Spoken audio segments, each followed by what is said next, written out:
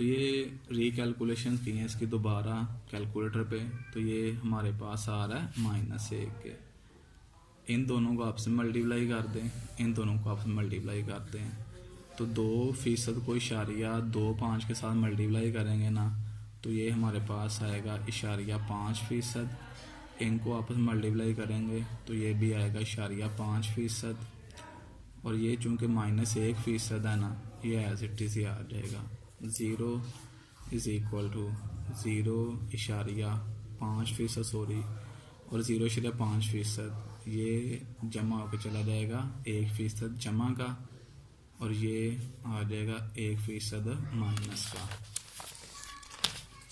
आगे जमा और माइनस आपस में कैंसिल हो जाएंगे तो पीछे क्या बचेगा हमारे पास 0%। अब 0 का आप स्क्वायर रूट ले लें, 0 का आप स्क्वायर ले लें, 0 का आप क्यूब ले लें, 0 का आप जो मर्जी ले लें, ये अल्टीमेटली किसके बराबर आना है 0 के। तो इसका मतलब ये हुआ कि 0 = 0। तो ML स्टॉक में जो हमने पैसे इन्वेस्ट करना है, इसका मतलब है वो कितने फ़ीसद होंगे हमारी टोटल इन्वेस्टमेंट का 50%। और दूसरी कंपनी जो है ना MT 50% और GL में भी 50%। चूँकि 10 लाख है ना, तो 10 लाख का 50% लें तो ये हमारे पास आ जाएगा 5 लाख। 10 लाख है टोटल इन्वेस्टमेंट, तो इसका 50% लें 5 लाख।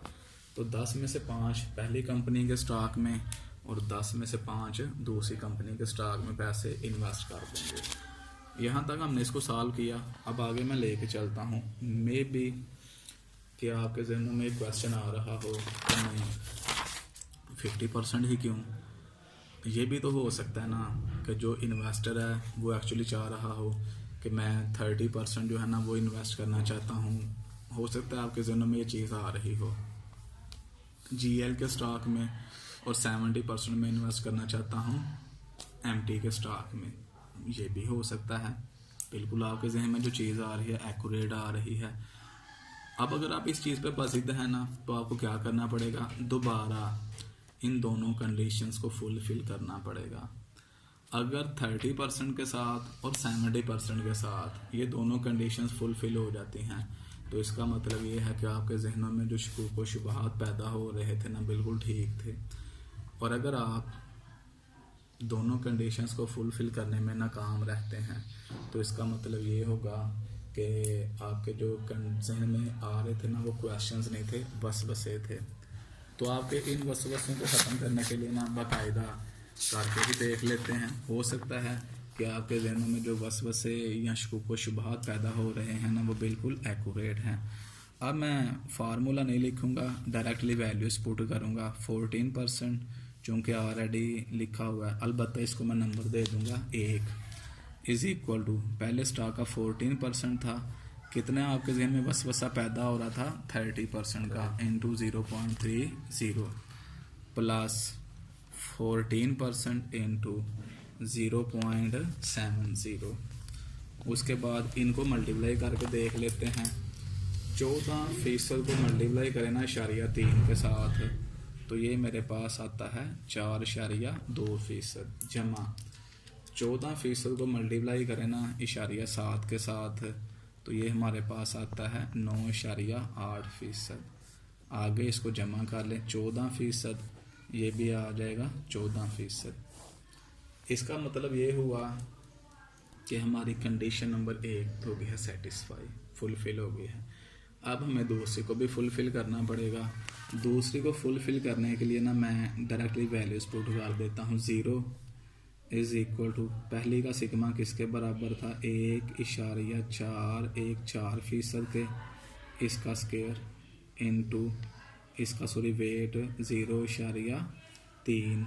0 लिखना चाहते हैं लिख लेना, आप भी लिखेंगे तो कोई हर्ज नहीं है।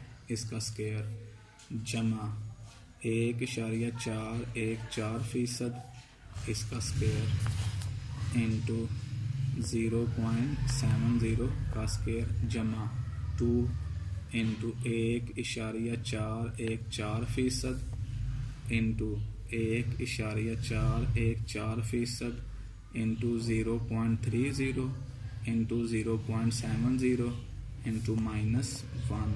कोरिलेशन चूँकि -1 है ना, तो मैंने यहाँ पे पुट कर दिया है -1 और इन दोनों का स्क्वायर रूट अलग अलग। अब इसको आगे हल करते हैं। 1.414 का स्क्वायर। अब मैं डायरेक्टली इनको मल्टीप्लाई कर देता हूँ दोनों के स्क्वायर्स को, क्योंकि अब आप यूज टू हो चुके हैं।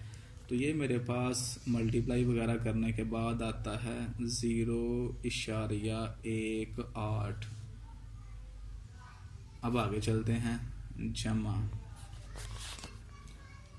1.414 इसका स्क्वायर इंटू 0.7 का स्क्वायर। तो ये मेरे पास आ रहा है जी 0.97% माइनस। आगे चलते हैं। 2 ज़रब 1.414 ज़रब 1.414 ज़रब 0.3 ज़रब 0.7।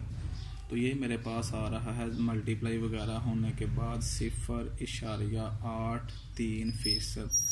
लेकिन ये बात हमें रखनी है माइनस, क्योंकि कोरिलेशन माइनस में आ रहा है। मल्टीप्लाई होगा सबके साथ तो माइनस में कन्वर्ट हो जाएगा। हाँ जी, एक बेटा मल्टीप्लाई हो भी जाएगा तो यही रहना है, एक है ना। समझ आई कि नहीं आई? इसका स्क्वायर रूट। अब इन सब को जमा कर लें। 0.18% जमा 0.97%। तो ये बनता है 1.15% माइनस 0.83%। इसका square root. 0 is equal to 1.15% में से 8.3 माइनस कर दें तो 0.32% आएगा। और इसका आप स्क्वायर रूट लें तो ये मेरे पास आएगा जी 0.56%।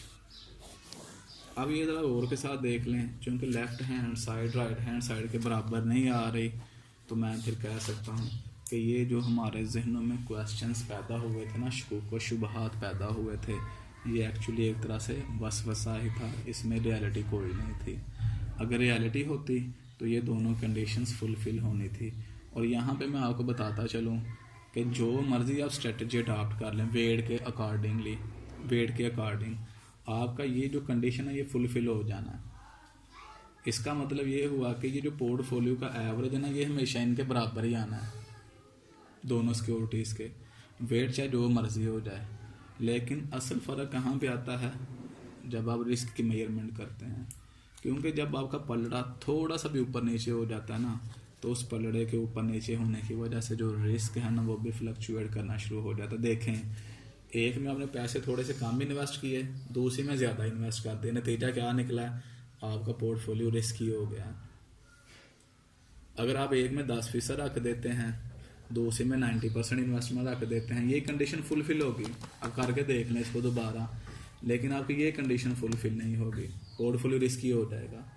तो ज़ीरो रखने के लिए आपको क्या करना पड़ेगा? एप्रोप्रिएट, जिसको आप जस्टिस का नाम देते हैं ना, वो बनना पड़ेगा। तो उसके लिए बेहतरीन हल ये है कि आप इक्वल इन्वेस्टमेंट कर दें। 50% इन्वेस्ट कर दें पहले सिक्योरिटी में, 50% इन्वेस्ट कर दें दूसरी सिक्योरिटी में। आपकी कंडीशन नंबर 1 भी फुलफ़िल हो जाएगी और आपकी कंडीशन नंबर 2 भी फुलफ़िल हो जाएगी। वो क्या थी कि 14% और दूसरी क्या थी 0%।